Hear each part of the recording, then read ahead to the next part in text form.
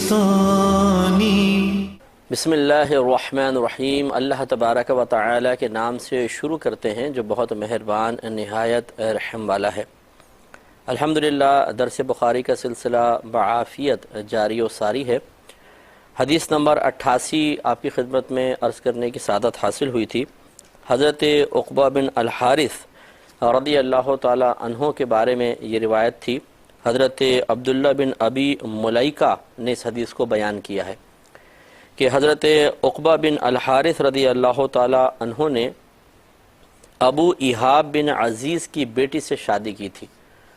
تو جب ان کی شادی ہو گئی تو ایک عورت نے آ کر ان کو خبر دی کہ میں نے تم دونوں کو بچپن میں دودھ پلایا ہے۔ تو حضرت عقبہ رضی اللہ تعالی عنہ نے یہ سن کر کہا کہ مجھے تو معلوم نہیں ہے کہ تم نے دودھ پلایا ہے، اور نہ تم نے اس سے پہلے مجھے نکاح سے پہلے اس کی خبر دی ہے۔ بہرحال پھر آپ سوار ہو کے فوراً نبی کریم صلی اللہ علیہ وسلم کی خدمت اقدس میں حاضر ہوئے اور اس چیز سے متعلق آپ سے سوال کیا کہ ایک عورت نے آ کے ایسے کہا ہے۔ تو نبی کریم صلی اللہ علیہ وسلم نے ارشاد فرمایا کہ تم اس نکاح کو کیسے برقرار رکھو گے، حالانکہ اس کے متعلق اس طرح کہا گیا ہے۔ پھر حضرت عقبہ رضی اللہ تعالی عنہ اپنی زوجہ سے علیحدہ ہو گئے اور ان خاتون نے ایک اور شخص سے نکاح کر لیا۔ تو اس پر پچھلے پروگرام میں کلام ہو چکا تھا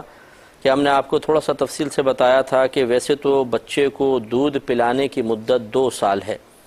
2 سال کے بعد ماں بچے کو دودھ نہیں پلا سکتی ہے، کیونکہ اللہ تبارک و تعالی نے دودھ پلانے کی مدت حولین کاملین قرآن میں ذکر کی ہے،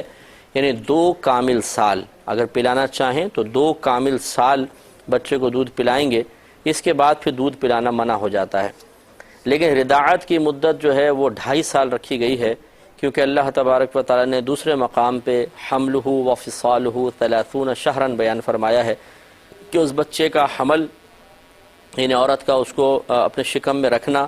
اور پھر اس کا دودھ چھڑانا، یہ 30 ماہ میں ہے، اور 30 ماہ کے 2.5 سال بنتے ہیں۔ تو اب چونکہ 2 چیزوں کا ذکر کیا گیا تھا، حمل اور فصال، حمل اور دودھ چھڑانا، ان دونوں کے لیے مدت ذکر کی گئی تھی۔ تو ہم نے آپ کو قاعدہ بتایا تھا کہ جب یہ 2 چیزیں ذکر کی جائیں اور ان کے بارے میں ایک خبر دی جا رہی ہے یا ایک اقرار کیا جا رہا ہے تو دونوں کے ساتھ مکمل طور پہ اس کا تعلق ہوتا ہے۔ جیسے میں کہوں کہ زید اور عمر کو مارا گیا، تو اس کا مطلب ہے زید کو علیحدہ مارا گیا ہے، عمر کو بھی مارا گیا ہے۔ اسی طرح ہم ایک اقرار کرتے ہیں کہ جی زید اور عمر کے مجھ پر 1000 درہم ہیں یا 1000 روپے ہیں، تو جب میں یہ کہوں گا تو زید کے بھی 1000 ہوں گے، عمر کے بھی گویا کہ 1000 ہوں گے۔ تو اسی طریقے سے یہاں پر ہے کہ حمل، اس کی مدت اللہ نے فرمایا 30 شہرن 2.5 سال، اور فصال دودھ چھڑانا 2.5 سال۔ یہ امام اعظم رضی اللہ تعالیٰ عنہ کے قول کے مطابق دودھ 2.5 سال تک پلا سکتے ہیں۔ امام اعظم یہ فرماتے ہیں 2 سال آپ کے شاگرد صاحبین فرماتے ہیں حولین کاملین والی آیت سے۔ تو اب امام اعظم رضی اللہ تعالیٰ عنہ فرماتے ہیں کہ جو حمل والا معاملہ ہے اس میں تو سیدہ عائشہ صدیقہ رضی اللہ تعالی عنہ کی حدیث موجود ہے کہ حمل کی کم سے کم مدت 6 ماہ ہوتی ہے۔ تو وہاں چونکہ ایک حدیث آ گئی ہے جو اس 2.5 سال والی مدت کو کم کرنے کے سلسلے میں بطور وضاحت ذکر کی جا سکتی ہے، لہذا معلوم ہوا کہ 2.5 سال جو ہے وہ ویسے تو حمل کی مدت ذکر کی گئی ہے، لیکن چونکہ سیدہ عائشہ صدیقہ رضی اللہ تعالی عنہا نے 6 ماہ ذکر کر دیے ہیں، اس لیے وہاں تو وہ باقی مدت ختم کر دیں گے اور 6 ماہ حمل کے کم از کم رکھیں گے۔ لیکن 2.5 سال جو دودھ چھڑانے کے لیے مدت مقرر کی گئی ہے، اس کو کم کرنے والی کوئی بھی چیز نہیں ہے، اس کا مخصص نہیں ہے، اس کو کم کرنے والی کوئی حدیث موجود نہیں ہے، لہذا امام اعظم کہتے ہیں کہ بچے کا دودھ چھڑانا 2.5 سال میں ہوگا۔ اب یہاں ٹکراؤ پیدا ہو گیا، ایک آیت کہہ رہی ہے 2 سال، دوسری آیت سے امام اعظم ابو حنیفہ رضی اللہ تعالی عنہ استدلال کر رہے ہیں کہ 2.5 سال تک۔ تو پھر فقہاء نے ان دونوں اقوال میں، دونوں آیات میں اس طرح تطبیق کی ہے، موافقت پیدا کی ہے کہ بچے کو نارمل حالت میں تو 2 سال تک دودھ پلایا جائے گا، اس سے آگے دودھ پلانا منع ہوگا، لیکن اگر کوئی عورت 2.5 سال کی مدت کے اندر اندر بچے کو دودھ پلائے تو اس سے رضاعت ثابت ہو جائے گی، کیونکہ ایک قول امام اعظم کا 2.5 سال کا بھی ہے۔ تو امید ہے کہ اس تفصیل سے تھوڑا سا آپ سمجھ گئے ہوں گے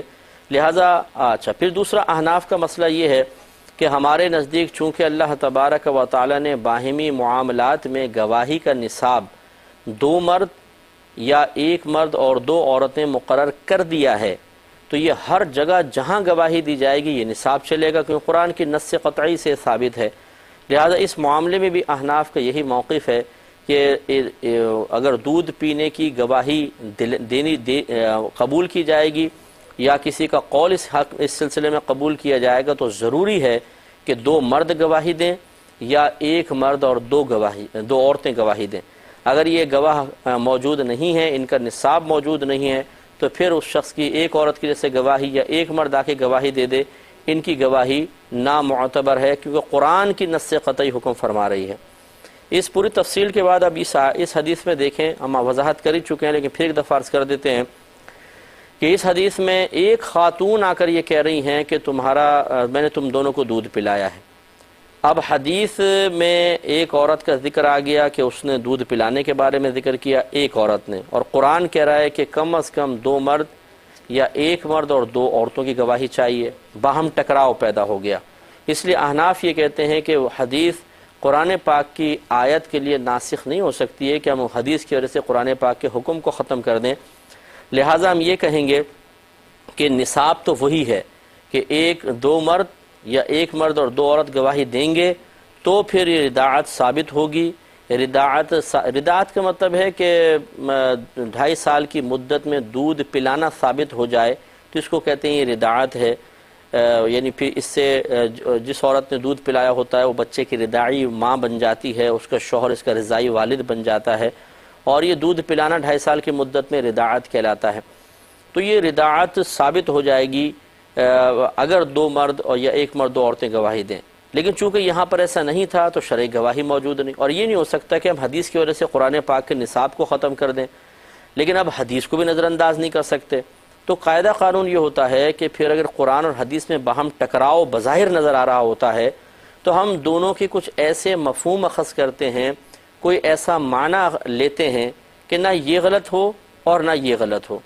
لہٰذا علماء احناف نے بیان فرمایا کہ نصاب اس سلسلے میں گواہی کا نصاب تو یہی ہے کہ 1 مرد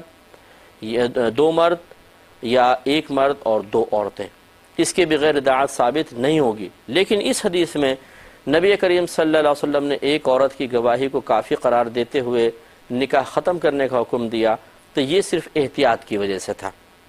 نبی کریم صلی اللہ علیہ وسلم نہیں چاہتے تھے کہ حضرت عقبہ رضی اللہ تعالی عنہ پر اس کے بعد لوگ انگلیاں اٹھائیں، آپ کو تہمت لگائیں، آپ پہ بدگمانی کریں، آپ کے لیے آپ کے حق میں لوگوں کے لیے غیبت کے دروازے کھل جائیں اور لوگ آپ کو برا بھلا کہیں کہ دیکھو جی بہن سے نکاح کر کے بیٹھے ہوئے ہیں۔ اس تہمت سے بچانے کے لیے نبی کریم صلی اللہ علیہ وسلم نے آپ کو یہ حکم دے دیا، ورنہ اس لیے حکم نہیں دیا کہ 1 عورت کی گواہی اس حق میں معتبر ہے۔ جب ہم یہ مفہوم لے لیں گے تو قرآن کا مفہوم اپنے مقام پہ درست، قرآن کا حکم اپنے مقام پہ درست، اور یہاں پر اپنے مقام پہ۔ لہٰذا آج کل کے دور میں مثال کے طور پہ وہ تو ہمارے نبی کریم صلی اللہ علیہ وسلم تھے، شارع علیہ السلام تھے، حضرت عقبہ رضی اللہ تعالی عنہ نے وجوبی طور پہ آپ کے حکم کو قبول کر لیا۔ لیکن آج کے دور میں اگر مثال کے طور پہ کوئی عورت خاندان میں کھڑی ہو جاتی ہے شادی بیاہ کے موقع پر یا اس کے بعد کہ جی میں نے ان دونوں بچوں کو دودھ پلایا تھا، تو ہم کہیں گے گواہ پیش کرو۔ اگر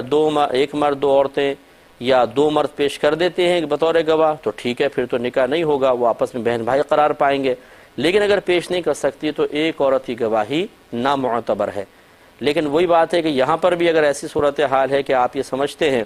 کہ اس عورت کا کہنا نہیں مانیں گے جو بظاہر سچی ہے، مثال کے طور پہ بعض تو فاسقہ ہوتی ہیں، فاجرہ ہوتی ہیں، جھوٹ بولنے میں ماہر ہوتی ہیں اور مشہور و معروف بھی ہوتی ہیں، ان میں تو کوئی پرواہ نہیں کرنی چاہیے، اس کے قول کو نظر انداز کر دینا چاہیے، لوگ اسی کو برا بھلا کہیں گے کہ جھوٹی ہے، مزید جھوٹ بول رہی ہے۔ لیکن اگر ایسی ہی خبر کوئی خاندان کی متقیہ پرہیزگار نمازی عورت گواہی دیتی ہے تو شرعاً تو اس کی اس گواہی کو قبول کرنا لڑکا لڑکی پر یا خاندان والوں پر واجب نہیں ہے۔ لیکن بات وہی ہے کہ اگر اس کی بات نہیں مانیں گے تو بدگمانیوں کے دروازے کھلیں گے، غیبتوں کے دروازے کھلیں گے اور تہمت لگائیں گے، لوگ الزام لگائیں گے کہ دیکھو جی نکاح کرنا تھا نا تو بھائی بہن نے نکاح کر لیا اور عورت کو بات نہیں مانی، اس وجہ سے اپنے آپ کو تہمت سے بچانے کے لیے اس عورت کی گواہی قبول کر لی جائے تو کوئی حرج نہیں ہے۔ تو خلاصہ کلام یہ ہوا کہ ہم احناف کے نزدیک اس حدیث سے رداعت ثابت نہیں ہو رہی ہے، ایک عورت کی گواہی سے نہیں ثابت ہوتی، فقط نبی کریم صلی اللہ علیہ وسلم نے احتیاط کی وجہ سے اور حضرت عقبہ رضی اللہ تعالیٰ عنہ کو تہمت سے بچانے کے لیے کہ لوگ آپ پہ تہمت لگائیں گے، آپ سے بدگمانی دور رکھنے کے لیے، غیبت کے دروازے بند کرنے کے لیے نبی کریم صلی اللہ علیہ وسلم نے مشورتاً یہ گویا کہ ارشاد فرمایا، اور عقبہ رضی اللہ تعالی عنہ نے اس کو قبول فرما لیا۔ یہ آپ کے لیے سعادت کی بات تھی۔ تو بہرحال امید ہے کہ آپ اس پوری تفصیل سے سمجھ گئے ہوں گے کہ نصاب علیحدہ ہے، اور حدیث میں تعویل کی وجہ سے ہم کہتے ہیں کہ سرکار نے یعنی تعویل کے ساتھ نبی کریم صلی اللہ علیہ وسلم نے حضرت عقبہ کو نکاح ختم کرنے کا حکم دیا تھا۔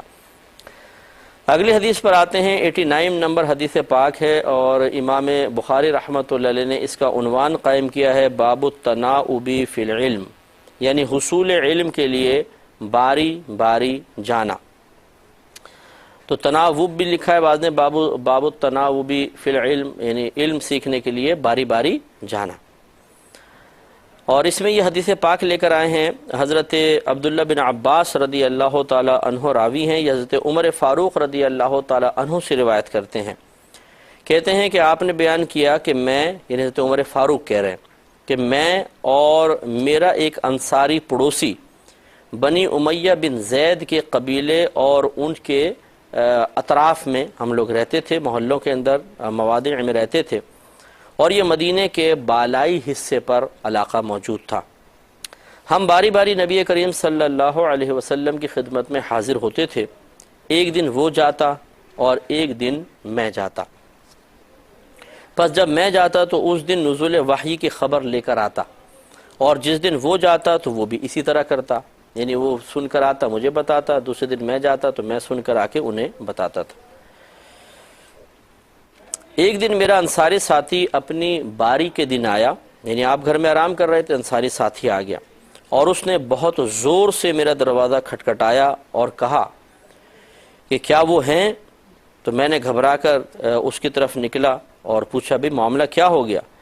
تو اس نے کہا کہ بہت ہی سنگین حادثہ ہو گیا۔ حضرت عمر فاروق رضی اللہ تعالیٰ عنہ فرماتے ہیں کہ یہ سنتے ہی میں اپنی بیٹی حفصہ کے پاس گیا تو وہ رو رہی تھی۔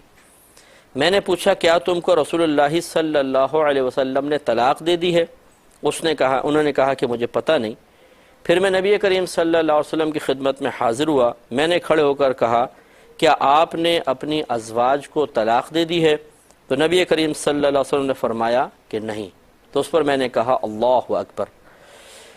تو یہ ایک طویل حدیث ہے جو یہاں پر صرف اس وجہ سے امام بخاری رحمۃ اللہ علیہ نے ڈال دی کہ اس میں باری باری علم سیکھنے کا ذکر ہے، باقی آگے کی پوری تفصیل اس میں موجود نہیں ہے۔ وہ آگے یہ مزید حدیث جو ہے وہ کتاب الطلاق میں خاص طور پہ بہت تفصیل کے ساتھ ذکر کی جائے گی، اور اس میں اس کو وہاں پر خلاصہ یہ ہے کہ حضرت عمر فاروق رضی اللہ تعالی عنہ اور ایک آپ کے دوست تھے انصاری جسے فرمایا صحابی ہیں، ان دونوں نے یہ طے کیا تھا کہ ایک دن ہم اپنے دنیاوی کام میں ایک مشغول ہوگا، ایک نبی کریم صلی اللہ علیہ وسلم کے پاس جائے گا اور علم سیکھے گا، پھر دوسرا والا دوسرے دن جا کے علم سیکھے گا، اور یہ جو پہلے والا تھا یہ اپنے دنیاوی کام میں لگے گا، اور دونوں نے یہ طے کر لیا تھا کہ جو سیکھیں گے وہ دوسرے کو سکھائیں گے۔ اس طرح باری باری یہ جاتے تھے۔ اور وہاں پر یہ بھی ہے کہ حضرت عمر فاروق رضی اللہ تعالی عنہ نے اپنی بیٹی بی بی حفصہ رضی اللہ تعالی عنہا کو یہ سمجھایا تھا کہ دیکھو نبی کریم صلی اللہ علیہ وسلم تم سے زیادہ سیدہ عائشہ صدیقہ رضی اللہ تعالی عنہا سے محبت فرماتے ہیں، ان کی طرف زیادہ میلان ہے، تو کبھی بھی اپنے آپ کو سیدہ عائشہ صدیقہ رضی اللہ تعالی عنہ پر فوقیت دینے کی کوشش مت کرنا۔ اور اسی طرح آپ نے فرمایا میں نے یہ بھی سنا ہے کہ تم بعض اوقات مطالبہ کرنے میں تھوڑا سا مطلب سختی سے کام لے لیتی ہو، یعنی اصرار، سختی سے مراد کوئی معاذ اللہ نبی کریم صلی اللہ علیہ وسلم سے جھگڑا نہیں، اصرار کر دیتی ہو، ایسا بھی نہ کیا کرو اور بالکل بس نارمل حالت میں رہا کرو۔ یہ اس طرح آپ کو اپنی بیٹی کو تنبیہ کرتے رہتے تھے۔ اور ایک معاملہ یہ بھی تھا کہ غسان کا بادشاہ تھا جس کے بارے میں گمان تھا، اور یہ خبر مشہور تھی کہ وہ مسلمانوں پہ حملہ کرنے کے لیے لشکر تیار کر رہا ہے۔ تو عمر فاروق رضی اللہ تعالیٰ عنہ فرماتے ہیں کہ میں سویا ہوا تھا، یہ جیسے اس واقعے میں بھی ہے، دوست آیا، اس نے دروازہ زور سے بجایا تو یہ سمجھے کہ شاید وہ بادشاہ نے حملہ کر دیا ہے، تو آپ اٹھ کے گئے، فوراً کہا کہ کیا اس نے حملہ کر دیا ہے؟ تو آپ کے دوست نے کہا کہ نہیں، اس سے بھی خطرناک معاملہ ہے۔ تو آپ نے کہا وہ کیا ہے؟ تو اس نے کہا کہ لگتا ایسا ہے کہ نبی کریم صلی اللہ علیہ وسلم نے اپنی ازواج کو طلاق دے دی ہے، یہاں یہ مذکور نہیں ہے۔ تو حضرت عمر فاروق رضی اللہ تعالیٰ عنہ فوراً اپنی بیٹی کے پاس گئے اور جا کے ان کو کہا کہ دیکھا، میں نے تو تمہیں پہلے ہی کہا تھا کہ نبی کریم سے کے معاملے میں بڑی احتیاط سے کام لو اور کوئی ایسا معاملہ نہ کرنا جس سے نبی کریم صلی اللہ علیہ وسلم ناراض ہوں، آخر تم نے کوئی ایسا ہی معاملہ کر دیا ہے کہ سرکار تم سے ناراض ہو گئے۔ پھر پوچھا کہ کیا سرکار نے طلاق دی ہے؟ تو انہوں نے کہا کہ نہیں، مجھے نہیں معلوم۔ اب معاملہ یہ ہوا تھا کہ وہ انشاءاللہ اپنے وقت میں آپ کو تفصیل سے عرض کروں گا، یہاں اس کا موقع محل نہیں ہے، کہ نبی کریم صلی اللہ علیہ وسلم اپنی ازواج سے کسی معاملے میں ناراض ہو گئے تھے، اور ناراض ہو کر آپ نے ایک آپ کی اونچی ایک حجرہ تھا، ذرا اونچا بنا ہوا تھا، مچان بھی اس کو کہہ سکتے ہیں، اس میں نبی کریم صلی اللہ علیہ وسلم تشریف لے گئے تھے اور تقریباً 1 مہینے تک وہاں پر رہے، یعنی ازواج کے پاس نہیں آئے، 29 دن کا مہینہ تھا، وہیں سرکار رہے۔ تو صحابہ کرام نے گمان کیا کہ شاید نبی کریم صلی اللہ علیہ وسلم اپنے ازواج کو طلاق دے کر پھر وہاں تشریف لے گئے۔ تو حضرت عمر فاروق رضی اللہ تعالیٰ عنہ پھر وہاں پر گئے اور نبی کریم صلی اللہ علیہ وسلم سے باقاعدہ ملاقات کی اور پوچھا، یا رسول اللہ کہ آپ نے اپنے ازواج کو طلاق دے دی ہے، جیسے کہ خبر مشہور ہو گئی ہے؟ سرکار نے فرمایا کہ نہیں، میں نے طلاق نہیں دی ہے، لیکن میں نے 1 مہینے تک اپنے ازواج کے سے دور رہنے کی قسم گویا کہ کھا لی ہے، میں نے ارادہ کر لیا ہے۔ تو اس پر پھر خوشی میں حضرت عمر فاروق رضی اللہ تعالیٰ عنہ کی زبان سے اللہ اکبر نکلا بلند آواز سے، جس کو دیگر صحابہ نے سنا اور سب سمجھ گئے کہ سرکار نے طلاق وغیرہ نہیں دی ہے۔ تو باقی معاملات پہ تو ابھی ہم تبصرہ نہیں کرتے، انشاءاللہ وہ کتاب الطلاق پہ جب ہم پہنچیں گے تو میں بالتفصیل اس کے اصل جو اس کے اسباب ہیں ان پہ بھی ہم کلام کریں گے، اور دیگر جو ازدواجی تعلقات وغیرہ تھے اور ازواج کے رویے تھے اس کے بارے میں انشاءاللہ ہم کلام کریں گے۔ یہاں پر فقط ہم اس پر بات کر لیتے ہیں کہ دیکھیے، حضرت عمر فاروق رضی اللہ تعالیٰ عنہ، اسی طرح جو دوسرے انصاری صحابی تھے، ان کی محبت میں کوئی کمی تو نہیں تھی، یہ نبی کریم صلی اللہ علیہ وسلم سے بہت کامل محبت رکھا کرتے تھے، آپ کے نام پر، آپ کی ذات پر اپنی جانیں، اپنے اولاد، اپنے ماں باپ قربان کرنے کے لیے ہر وقت تیار رہتے تھے۔ اس کے باوجود یہ اپنے معاملات میں بیلنس رکھتے تھے، کاروبار بھی کرنا ہے، گھر بار بھی دیکھنا ہے اور علم بھی سیکھنا ہے، اس لیے ایک وہاں جاتا، ایک کام کرتا، پھر دوسرا وہاں جاتا اور پہلا والا کام کرتا۔ اس پہ انشاءاللہ میں بالکل تبصرہ کروں گا، لیکن نیکسٹ پروگرام میں، اور ضرور سماعت فرمائیے گا، بہت ہی ضروری تبصرہ ہے، بڑی ضروری تفصیل ہے، جو کہ ہمارے بہت سارے پرتشدد افراد کے لیے انتہائی سیکھنے کے قابل ہے، اور اس سے بہت ہی بہتری کی امید بھی ہے۔ اللہ تعالیٰ سے دعا ہے کہ اللہ تعالیٰ آپ کو اگلا پروگرام میں سننے کی توفیق عطا فرمائے، آمین۔ وآخر دعوانا ان الحمدللہ رب العالمین۔ اے اللہ